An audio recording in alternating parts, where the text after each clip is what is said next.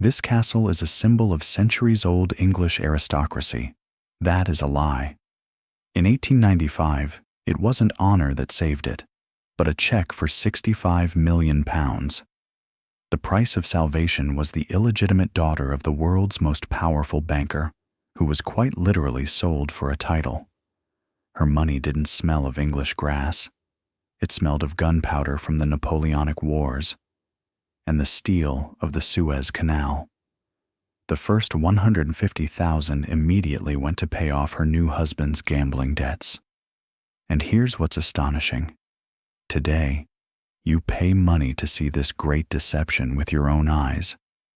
I will tell you how the most reckless aristocrat of his time, a man who should have destroyed this castle, unwittingly became its savior by making a deal not with a banker, but with a dead pharaoh.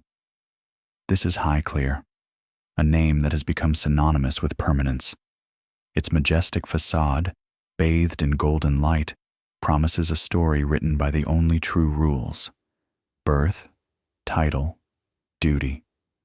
Today, its lawns are the perfect backdrop for wedding photos. Its gift shops sell gin under the family crest, and crowds of tourists with selfie sticks search for that perfect angle from their favorite TV series. This castle speaks in the language of stone. It speaks of succession, of old money, earned on English soil and passed down from generation to generation.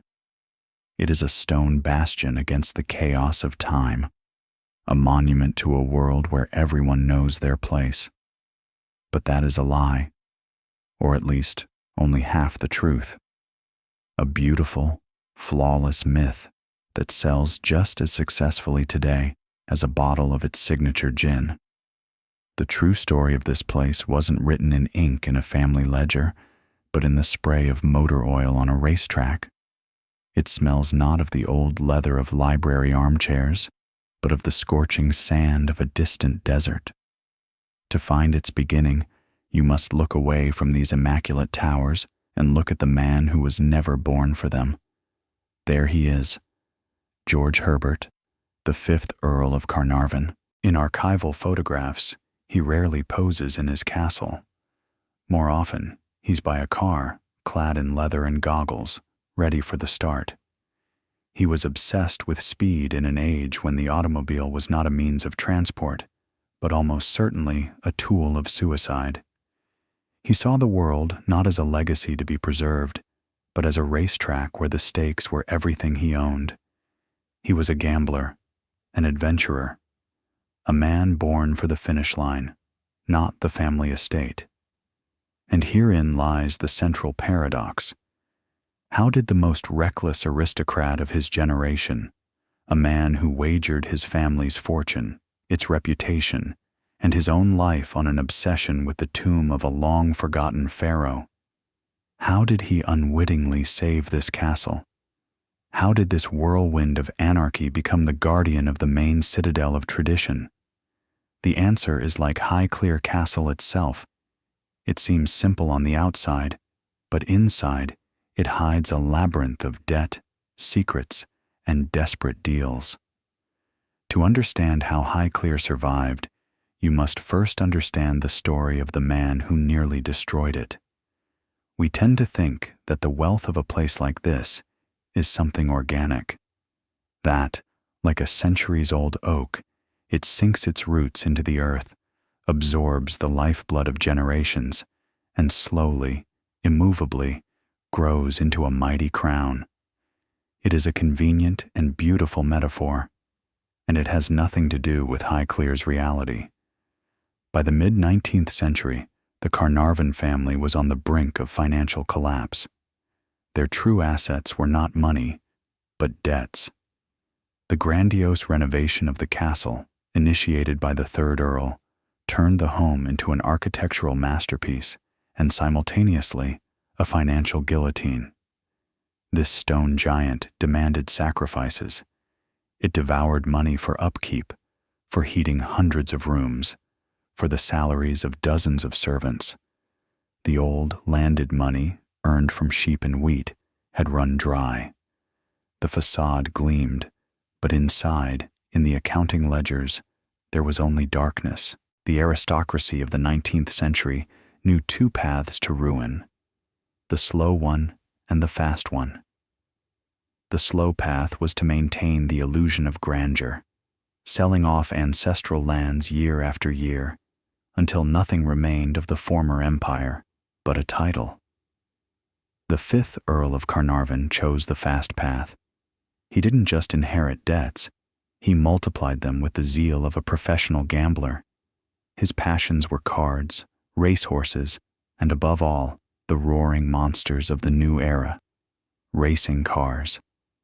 Every loss at the card table, every new car, chipped away another stone from Highclere's foundation. Salvation came not from the fields of England, but from the city of London. It had a name: Alfred de Rothschild, head of the most powerful banking dynasty in the world. And he had an asset he wanted to invest wisely: his illegitimate daughter, Almina. In 1895, a deal was struck, disguised as a wedding. It was a cold, ruthless calculation. The 5th Earl of Carnarvon, an aristocrat to the bone, received a dowry that seemed almost indecent. The sum was staggering: £500,000 sterling. Today, that's over £65 million. The first 150,000 of it immediately went to pay off the Earl's gambling debts. Overnight, the financial abyss was filled with gold. In exchange for this capital, Almina, the banker's daughter, bought what his money could not: a flawless title, an ancient family name, and an entry ticket into the high society that despised new money, but desperately needed it. And it's here that the myth of Old England finally crumbles. The money that saved this quintessentially English castle wasn't earned here. It didn't smell of the freshly mown grass of Hampshire. Its scent was the smell of hot metal in munitions factories, of ink on government bonds, and of dust in the archives where the fates of empires were decided. The Rothschild fortune was forged in the crucible of the Napoleonic Wars, in the financing of the Suez Canal, in global intrigues where entire nations were the stakes. Every footman's salary paid at Highclere, every re-gilded picture frame, every pound spent on the Earl's new racing car, was an echo of a deal struck in the financial capitals of Europe. The price of salvation was high. Highclere survived, but its soul had been sold. It was no longer a fortress of the old aristocracy. It became a hostage to new global capital, which its owners both despised and were completely dependent on. The castle was saved, but the money that flooded its veins brought not peace, but a new, even more dangerous fever.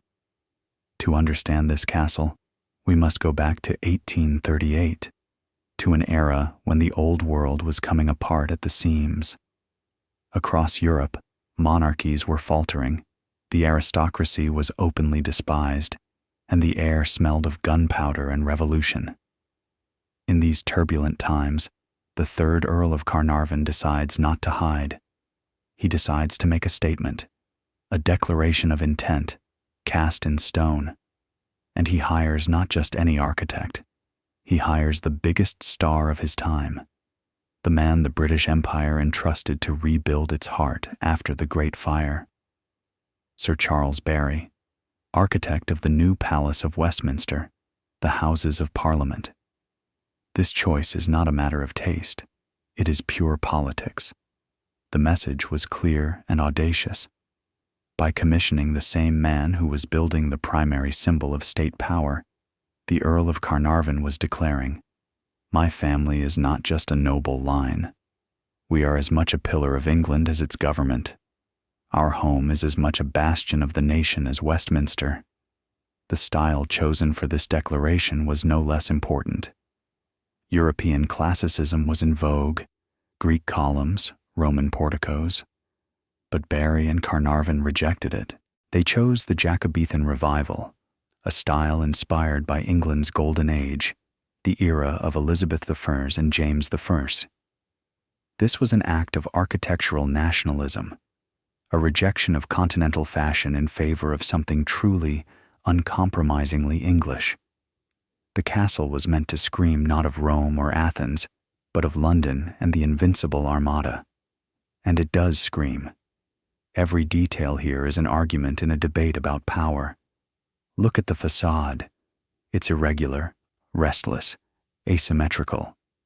It is a brilliant deception, a trick to create the illusion of age.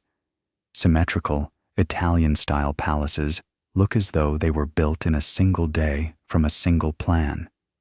Highclere, however, pretends to have grown over centuries, like a living organism. That one generation added a tower, another a wing, a third a bay window. Every stone from the quarries of Bath, every crenellation on the roof, is a lie, designed to convince you that this house has stood here forever, like a rock against which the waves of history break.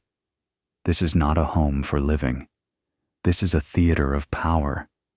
Its central saloon soars 18 meters high, not for comfort, but to make a guest, upon entering, feel insignificant.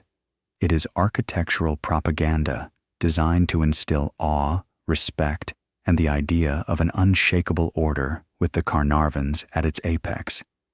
The third Earl built his stone fortress, his ideological manifesto. He created a myth of eternal power. But he didn't account for one thing. Fortresses are only as strong as their defenders. And what if the heir to this grand design had no desire to defend it? What if he saw it not as a symbol of duty, but merely as a gilded cage? Into every great dynasty, an heir is eventually born who becomes its trial, a man who does not match the stone from which his house is built. This stone Leviathan, built as a manifesto of power, awaited its master. It demanded gravity, a sense of duty, a slow, almost geological understanding of time. Instead, it got George Herbert, the 5th Earl of Carnarvon. He was a man of a new, roaring era. His blood boiled with gasoline. The silence of Highclere's library was torture to him, and the weight of centuries of tradition, an unbearable burden. He didn't want to own the land.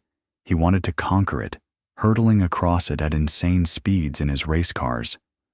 The castle, for him, was not a home, but a launching pad, a place to escape from in pursuit of risk, of adrenaline, of that single second when the world shrinks to the road before you and the roar of the engine behind you. He was utterly unworthy of his inheritance. He was precisely the kind of man who could squander all this grandeur. And he almost did. The fateful turn came in 1901 in Germany. The road, the speed, the moment the world turns upside down, and the deafening screech of metal cuts everything short. He survived, but it was a survival marked by the seal of perpetual fragility. The accident had permanently destroyed his lungs, turning him into a man for whom every breath was an effort. The doctor's verdict was categorical. The cold, damp English winter would kill him. He was prescribed a dry, warm climate. He was prescribed exile, and his choice fell upon Egypt. The irony was cruel. The machine, the symbol of his rebellion against the old world, had broken him and chained him to an eternal winter, far from home. Egypt was supposed to be his safe harbor, a place to recuperate. But for a gambler, there are no safe harbors. There are only new gambling tables. The castle was left behind, and its master, looking for a way to pass the time, found a new and the most expensive casino of his life, the Valley of the Kings. While Highclere Castle waited, immersed in the methodical rhythm of the English seasons, its master found himself a new stage, a stage where time flowed differently, not to the chime of antique clocks, but to the strike of pickaxes against stone. For Carnarvon, Egypt was not a science. It was a cure for boredom, a luxurious, exotic, and fabulously expensive cure. Here, far from the obligations and cold corridors of his castle, he could be what he had always wanted to be: a hunter. In the beginning, it was precisely that: a hunt, not archaeology. He approached the past not with a scholar's tweezers, but with the fervor of a collector buying up rarities. His first trophies were artifacts purchased on the black markets of Luxor. He wasn't seeking knowledge, he was seeking objects.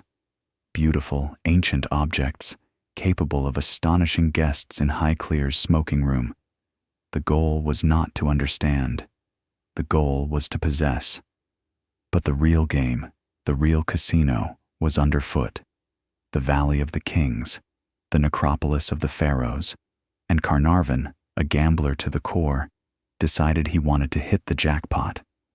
This feverish, dusty pursuit of treasure was the complete opposite of the slow, stately life in England. But they had one thing in common: fuel, money. Every hired worker, every purchased shovel, every test trench dug into the sands of the Theban necropolis was financed from the very same source. It was Rothschild money. Every strike of a pickaxe on stone in the Valley of the Kings was paid for by the interest from deals made in the banking houses of London and Paris. The fortune that had saved an English castle from ruin was now being spent to break open the tombs of Egyptian kings. But the hunt was turning into an obsession, and the prey he was chasing was too cunning for a dilettante. Carnarvon quickly realized that his money and enthusiasm were not enough. He was a sponsor in search of a star. The aristocrat hunter needed a guide, and he was about to hire the best, the most stubborn, and the most despised man in all of Egypt. History rarely moves forward through harmony. More often, it is pushed forward by friction. The collision of two opposites who, in their confrontation, give birth to something new. In 1907, Lord Carnarvon found his opposite. His name was Howard Carter. If Carnarvon was the embodiment of the aristocratic system, charming, educated at Eton and Cambridge, accustomed to getting what he wanted, then Carter was its complete antithesis. The son of an artist, with no university degree, he was a self-made man. His university had been the dusty tombs and libraries of Cairo. He was stubborn, meticulous, absolutely insufferable to deal with, and quite possibly the greatest practical archaeologist of his generation. And at the time of their meeting, he was unemployed. An outcast from the official world of Egyptology, fired for fighting with drunk French tourists whom he had refused entry to a tomb. He was a genius on the sidelines. Their partnership was both inevitable and impossible. Carnarvon needed his brain, his hands, his obsession with detail. Carter was the key, capable of unlocking any historical mystery, no matter how complex. Carter, in turn, desperately needed Carnarvon's money, and his name. The Earl's title opened doors that were sealed shut for the commoner Carter, including the most important one: the official permit to excavate in the Valley of the Kings. This was access to the Rothschild money, to an almost bottomless wellspring that could finance the most audacious dreams. This was not a partnership of equals. It was a deal.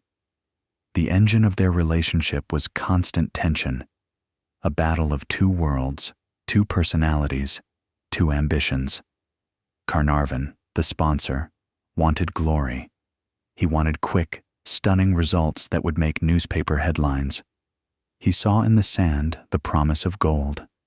Carter, the professional, wanted truth. He searched for it slowly, painstakingly, centimeter by centimeter.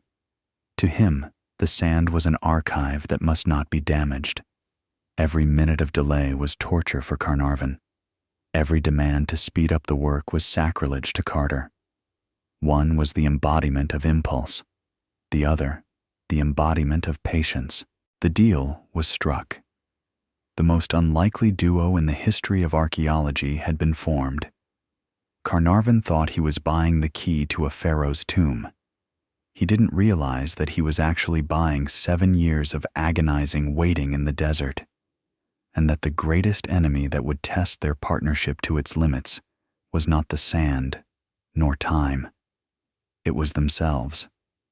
7 years. In the history of Highclere Castle, this is a mere moment, a barely visible scratch on its stone skin. But in the desert, under the merciless sun of the Valley of the Kings, 7 years is an eternity. Year after year, Carter and his team methodically dug up the valley. Thousands of tons of sand and rubble sifted under the scorching heat. Each excavation season was a new bet placed by the Earl of Carnarvon, and each season ended with nothing. They found shards, fragments, ghostly hints that something great had once been here, but nothing that could justify the colossal expense, nothing that could satisfy the impatience of the aristocrat waiting for news in his cool English castle. The desert was turning into a slow torture. The Rothschild money, which had seemed inexhaustible, was draining into the sand. Every pound spent on workers and equipment turned into another mountain of useless rubble. The treasure hunt had devolved into grueling, monotonous work with no guarantee of success. For Carter, it was a test of faith. He was convinced that somewhere here, beneath their feet, lay the last untouched tomb of a great pharaoh. But his conviction shattered against the silence of the stone. For Carnarvon, it was a test of patience, the very quality he had never possessed. The dream of a great discovery that would write his name in history alongside the greatest explorers began to fade. It was turning into a costly mistake, an adventure that threatened to end in humiliation. The casino was no longer paying out. The gambler was starting to get tired. 7 seasons, 7 winters spent in Egypt, 7 long years when the only results were dust, disappointment, and mounting bills. The desert was not giving up its secrets, and the patience of the 5th Earl of Carnarvon was running out. He was ready to admit defeat. The final, decisive battle of this war was to take place not in the sands of Egypt, but in the very heart of England, in his castle. The summer of 1922. Howard Carter is summoned from the epicenter of his universe, the scorching Valley of the Kings, to a place that was its complete opposite, to the library of Highclere Castle. This was a room that was a sentence in itself. The air here was cool, smelling of old leather and polished wood. The oak-paneled walls seemed to have absorbed the weight of centuries. Thousands of books on the shelves were silent witnesses to hundreds of business conversations, political intrigues, and family decisions. There was no room here for a dusty dream. Here reigned a world of facts, figures, and balance sheets. This was a battlefield where Carnarvon was king and Carter a petitioner. Against this backdrop, a symbol of unshakable power and order, Lord Carnarvon announced his defeat. He spoke not like a tyrant, but like an accountant closing down a failing business. Calmly, coldly, definitively. 7 years of extravagance, 7 years of investing in sand, paid for with Rothschild money, were coming to an end. The verdict had been delivered. This is the last season. There is no more money. For Carter, these words were more terrifying than any curse. This wasn't just the end of a project. It was the end of his life. 7 years of obsession, 7 years of believing he was on the threshold of the greatest discovery, were turning into nothing, into dust, into a humiliating footnote in the history of Egyptology. And he did the only thing he could. He began to beg, not for money, for time. He spoke not as a hired hand, but as a prophet. He insisted that he knew where the tomb was, that he needed one more chance. And then, in desperation, he made an offer that went beyond any business logic. He offered to work for free. He said he would pay the workers' expenses himself for the final, decisive season. At that moment, something changed. Carnarvon, the aristocrat, the businessman, saw before him not just a stubborn archaeologist. In the glint of Carter's eyes, he recognized a fever he knew all too well himself. It was the fever of a gambler who can't leave the table because he's certain the next card will be a winner. In that moment, the Earl saw not a scholar. He saw a gambler just like himself, a man ready to bet everything on a single ghostly chance. And the gambler to the bone, a man who had been making bets his entire life, decided to make one last one, the biggest of his life. He agreed. The final bet, the final season, all or nothing, just 3 weeks. 3 weeks after the cold ultimatum in the English library. The time allotted by that last, desperate bet had almost run out. And then, on the 4th of November, 1922, it happened. It wasn't an epiphany, but a stumble. A water boy, carrying water, tripped on a step hidden beneath the rubble of an ancient hut. One step, and behind it, a second, and a third. A staircase leading down into the silence of the rock. 2 days of agonizing waiting as they cleared 16 steps. And there it was, a sealed door. On the plaster, impressions of the royal necropolis seals. This was it. But what was behind it? Was the tomb untouched? Or were they on the threshold of another disappointment? Another tomb plundered thousands of years ago. Carter made a small hole in the upper corner. Beyond it, a corridor filled with stones. More days of work. Another sealed door. The tension became almost physical. Lord Carnarvon, ever impatient, stood beside him, his breathing ragged. Carter took a steel rod. Slowly, with surgical precision, he made a small opening in this second door. Air, trapped for over 3,000 years, rushed out, causing the candle flame to flicker. He held the candle to the opening and peered inside. Silence. Seconds stretched into an eternity, filled only with dust motes dancing in the beam of light. Carnarvon's voice, breaking with unbearable anticipation, shattered the silence. "Can you see anything?" Carter turned slowly. His face was a mask of astonishment. He couldn't speak. He just nodded. Carnarvon repeated, almost pleading, "Anything?" And then Carter uttered the words that would go down in history, not loudly, not triumphantly, but with a quiet, reverent awe. Yes, wonderful things. This wasn't just a triumph. It was a moment of reckoning. Every pound sunk into the sand, every drop of sweat, every day of despair, it all paid off 100-fold in a single instant. In that instant, the ambitions of the aristocratic gambler, the capital of the Rothschilds, 7 years of desperation, and the stubbornness of the commoner archaeologist, all of it fused into a single, dazzling moment of immortality. They had found the treasure, but they didn't yet know that the light of that candle would cast a shadow over their lives from which they could never escape. They hadn't just opened a tomb. They had opened Pandora's box. The triumph lasted for a single moment, and then the 20th century burst into the tomb. It burst in the form of hundreds of reporters who flooded into Egypt from every corner of the globe. The story was too good, too incredible.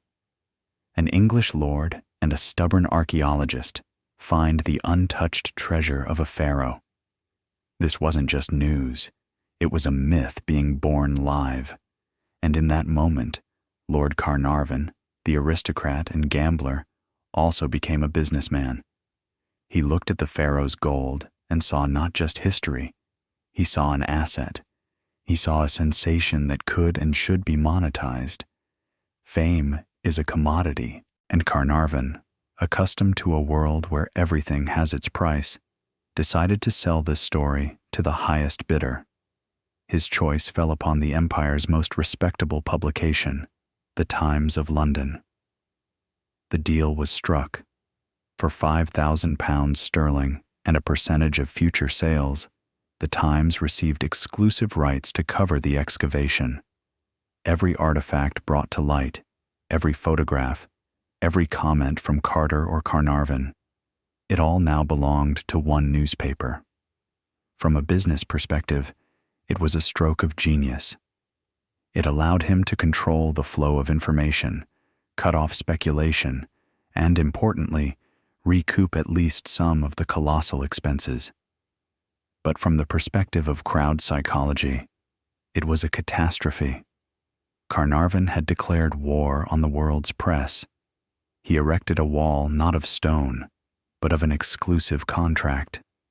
Hundreds of journalists who had traveled thousands of miles found themselves in an information blockade.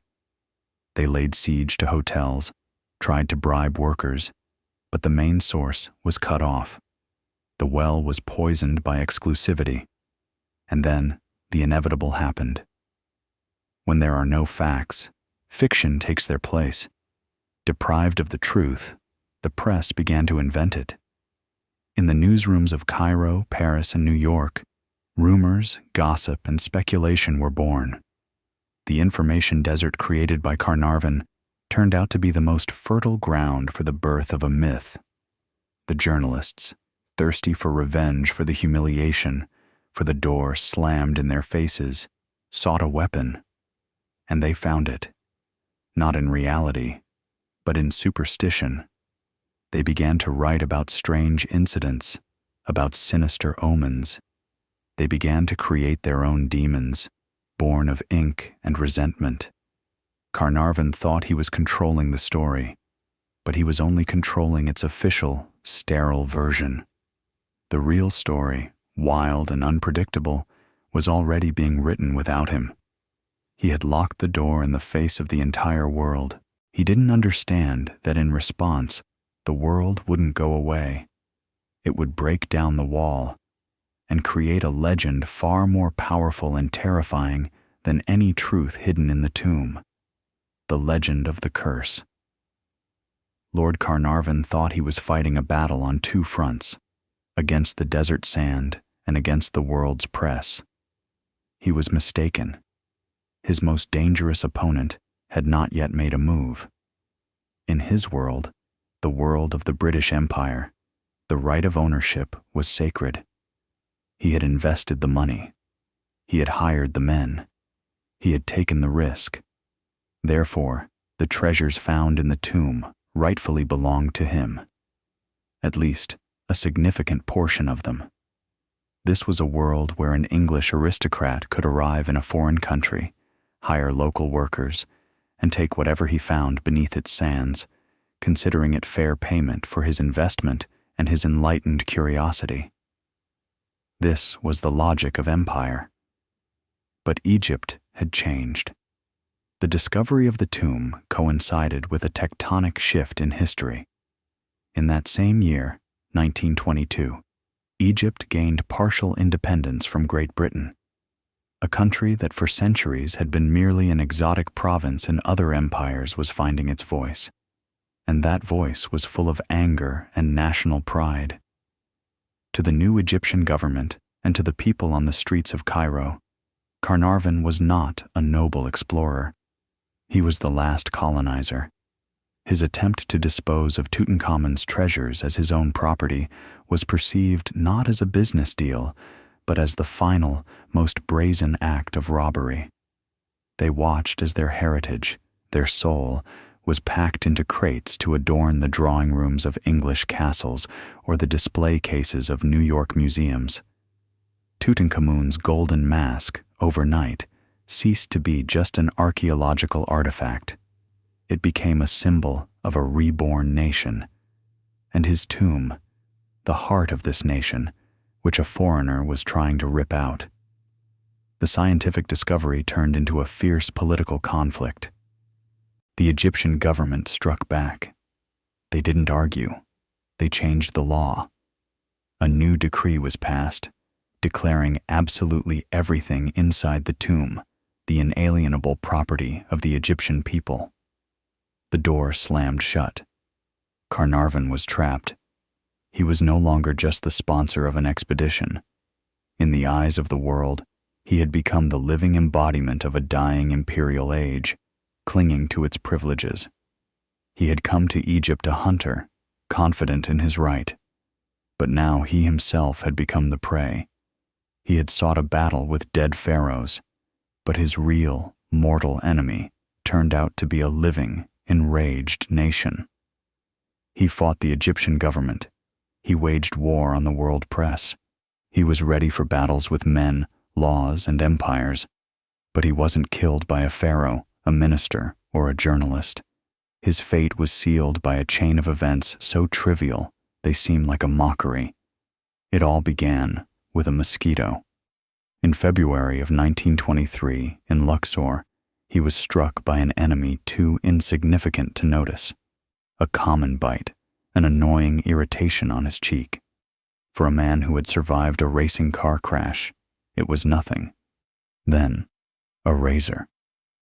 A few days later, during his morning shave, a ritual repeated thousands of times, he cut that very bite. A small, accidental mistake. But it breached his defenses. Through this tiny cut, an infection entered his blood. Sepsis set in. It was followed by pneumonia, which pounced on his lungs, weakened by that same, long-ago car accident. The gambler who had bet on speed his entire life was betrayed by his past. The final act of this tragedy played out far from home, not in the majestic halls of Highclere, but in a faceless room at the Continental Savoy Hotel in Cairo. April 5th, 1923, 2 o'clock in the morning. In that Cairo hotel room, the heart of the 5th Earl of Carnarvon stopped, and at that very moment, darkness. The electricity went out, not just in the hotel, but across all of Cairo. The vast, buzzing metropolis plunged into an inexplicable, sudden silence and blackness. And at that very same moment, thousands of miles away in England, at Highclere Castle, something even stranger occurred. The Earl's beloved dog, a fox terrier named Susie, suddenly sat up on its hind legs, howled, and dropped dead. For science, it was a chain of tragic coincidences. A bite, a cut, an infection, a power plant failure, the sudden death of an animal. But for the press, hungry for revenge for the information blockade, it was a gift from the heavens. It was the stuff of legend. 3 inexplicable events, woven together around the death of the man who had disturbed a pharaoh's sleep.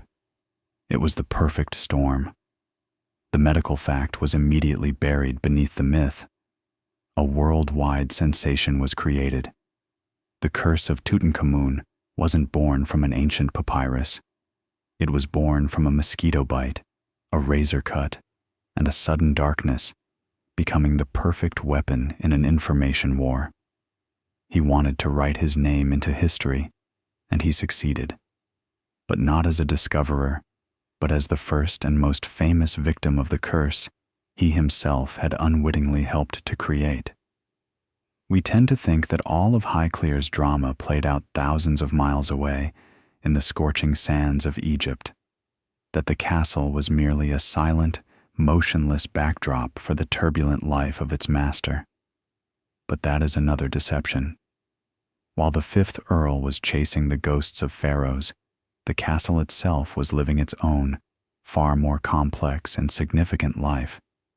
It was not just a home. It was an instrument of power. Long before Tutankhamun, in one of these bedrooms, on this very table, the 4th Earl of Carnarvon, serving as colonial secretary, worked with the Prime Minister of Canada to draft the British North America Act. In 1866, in the quiet of an English estate, the modern state of Canada was effectively created, not in the grand halls of Westminster, but here, behind these walls, the map of the world was being redrawn. And then the golden age of the aristocracy was shattered by the roar of cannons in the First World War. And the castle once again changed its very essence. Lady Almina, heiress to the Rothschild fortune, transformed it from a palace of pleasure into a palace of mercy. With her father's money, she converted Highclere into a modern military hospital for wounded officers. Luxurious bedrooms with silk wallpaper became hospital wards. The grand drawing rooms, where people once danced and plotted, were turned into recovery areas for men whose bodies and souls had been maimed in the trenches of Flanders. Every bed, every bandage, every nurse's salary was paid not from the income of English estates. It was paid with capital forged in the financial centers of Europe. But this house had another, darker secret, a secret hidden in the very heart of this noble facade. Behind a double secret door, between the drawing room and the smoking room, the 5th Earl of Carnarvon kept his personal spoils, part of his Egyptian collection, which he was in no hurry to show the world. And for good reason. Many of these objects had been smuggled out of Egypt, bypassing official permits. In some rooms, nations were born and lives were saved, while in others, behind a secret wall, treasures acquired on the edge of the law were hidden.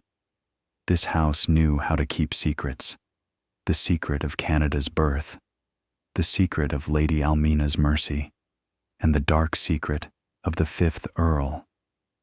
But after his death, the castle would have to face one last, most terrifying secret, the bill that the 20th century would present to it. And the price on that bill would be insurmountable. The Pharaoh's curse turned out to be far more mundane and ruthless than the newspapers claimed. It wasn't an ancient spell. It was the inheritance tax law. The drama in Cairo turned into a financial catastrophe in England. The state presented the family with a bill, a crushing tax that threatened to destroy everything left after Carnarvon's adventures. And then came the reckoning. The treasures for which he had risked everything, for which he had emptied his wife's coffers, now had to be sold to save the family from ruin. But the Egyptian government would not allow them to be sold. However, the Earl's personal collection, the very one he had spent years amassing, partly through smuggling, had to be put on the auction block. In 1924, the 6th Earl, the heir, was forced to sell the best part of it to New York's Metropolitan Museum of Art. Every artifact sold was a symbol of defeat. The gold, excavated in Egypt with Rothschild money, now flowed across the ocean into the coffers of an American museum to pay the debts of the British aristocracy. The circle was complete. Global money had returned to the global world, leaving Highclere to face its problems alone. A long, agonizing century of decline began. The ambition embodied in stone had become an unbearable burden. The castle, built to declare eternal power, now only declared a slow death. By the 1980s, it was a shadow of its former self. More than 50 rooms had become uninhabitable. The roof, that crown of architectural design, had turned into a sieve. Damp, mold, and dry rot reigned everywhere, devouring the oak paneling. The gold on the ceilings had tarnished, and the tapestries had decayed. The family stood on the edge of an abyss. They seriously discussed what, just a generation before, would have seemed unthinkable sacrilege, demolishing part of the castle to save the rest, or abandoning it altogether, leaving the giant to die alone, as had happened to hundreds of other aristocratic homes in England. The dream of the 3rd Earl, the gamble of the 5th, all of it threatened to end as a pile of stones and a sad story in a guidebook. Highclere had survived revolutions, wars, and scandals, but it was on the verge of defeat in its most important battle, the battle against time and repair bills. It was waiting for a miracle, and that miracle would come from where no one expected. Highclere's story of survival is not a single story, but a chain of almost unbelievable miracles. Salvation came not by following tradition, but by defying it. The first miracle happened in 1987, and it was an echo of that very same Egyptian adventure. The butler, George Brooks, accidentally stumbled upon a hiding place behind a secret door. There, forgotten for decades, lay dozens of Egyptian artifacts that were thought to be lost, the last treasures of the 5th Earl. Their sale at auction brought in enough money to patch the most gaping holes in the roof. The ghost of the Pharaoh, having nearly destroyed the family, had thrown it a lifeline. But it wasn't enough. It was merely a stay of execution. The real salvation came not from the past, but from the future, in the form of a phone call from Hollywood.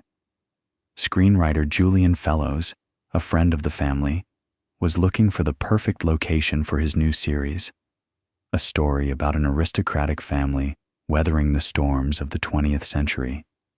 He was looking for a place where the stone itself could tell a story, and he found Highclere. The series was called Downton Abbey, and a fictional story saved a real palace. The world fell in love not so much with the characters, but with the house itself, with its grandeur, its drama, its unspoken promise of stability. Tourists flocked here in droves. The income from filming, tours, and souvenirs made it possible to begin a full-scale restoration. Fiction turned out to be more profitable than reality, and this led to the third, and most important, miracle, the miracle of adaptation. The current owners, the 8th Earl and Countess of Carnarvon, understood the main lesson of the 20th century. To survive, heritage must be sold. They turned Highclere into a successful brand. They produce gin, host festivals, rent out the lawns for weddings. They are selling the myth that they themselves helped create. The paradox of the 5th Earl, the adventurer and gambler, finally comes full circle. His obsession nearly bankrupted the family. His pursuit of fame nearly turned the castle into ruins. But it was his mad, dramatic, secret-filled story that made Highclere immortal. He lost the battle with the Egyptian government. He lost the fight with his own fate. But he won the war for his home's eternity. Highclere survived not because it clung to the past, but because it learned to turn its past into a spectacle. It stands today not as a monument to permanence, but as a monument to compromise. This is a story about how sometimes, to save the original, you have to sell a beautiful copy. And the main question these walls ask remains unanswered. What is more valuable and true, a flawless but dead history, or a living but compromised legend that ultimately grants immortality? So, we see that the stone fortress, built as a manifesto of unshakability, actually survived not because of tradition, but in spite of it. Its salvation is not a tale of unwavering duty, but a chronicle of desperate gambles, risky deals, and ultimately, a compromise with the very world it was meant to despise. What, in the end, is more valuable? The true story that leads to oblivion, or the beautiful lie that grants immortality? This dilemma has no simple answer, and that is precisely why your perspective is so important. Share your thoughts in the comments, because it is in a dialogue like this that history continues to live. And of course, if this story made you think, support us with a subscription and a like, so we can continue to search for the truth behind beautiful facades.